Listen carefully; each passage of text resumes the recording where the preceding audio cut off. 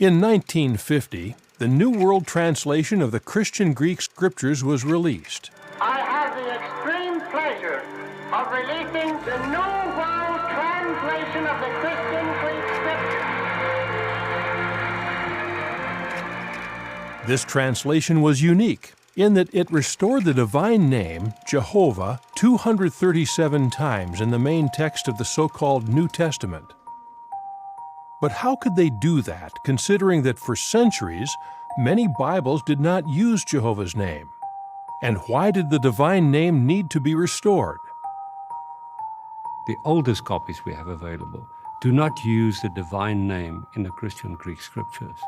They use substitutes like God or Lord. Very early on, the copyists of those original manuscripts, they simply replaced, they got in the practice of replacing God's name. We know that it's not a translation because one is a name, the other one is a title. It's not even a synonym for Jehovah, for a name. Since the Greek Scriptures were an inspired addition to the sacred Hebrew Scriptures, in fact, Jehovah's name, God's name, was used some 7,000 times in the Hebrew Scriptures.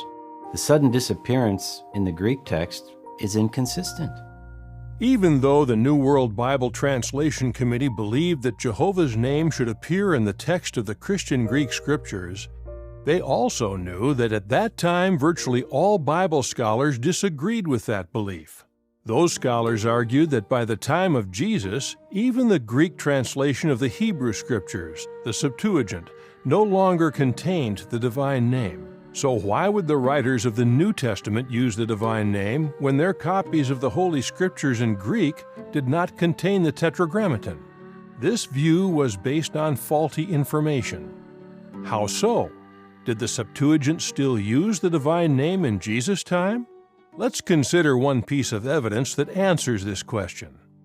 Something amazing happened in 1944.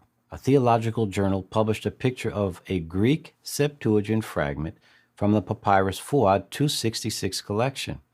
Now inside that fragment, there was the divine name. In the Greek text, you had the Tetragrammaton, not just once but throughout. Now this fragment was very old, dating back to the 1st century BCE.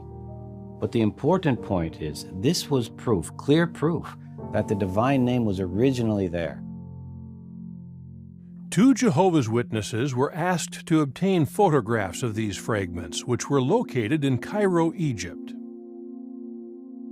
New World Translation Committee were very interested in this because they started translating the Greek Scriptures in 1947. After obtaining permission, pictures of 12 of the fragments were published in the foreword of the New World Translation of the Christian Greek Scriptures.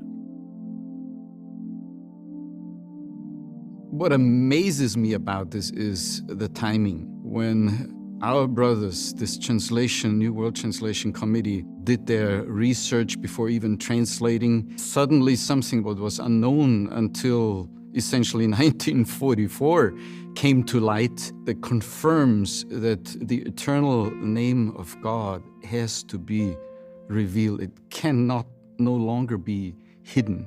It should be shown to everyone who wants to worship Jehovah. This careful preservation supports what Jesus said in prayer at John 17:26 when he said to his Father, "I have made your name known and will make it known." As Jehovah's Witnesses, we are proud to be a people for his name. Knowing his name is essential to know Jehovah himself. And the fact that Jehovah has provided this arrangement through his people, it makes it very clear that he was gathering a people for his name.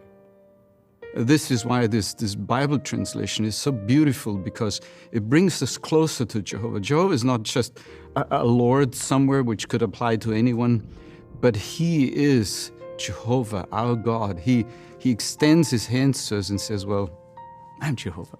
Call me by that name.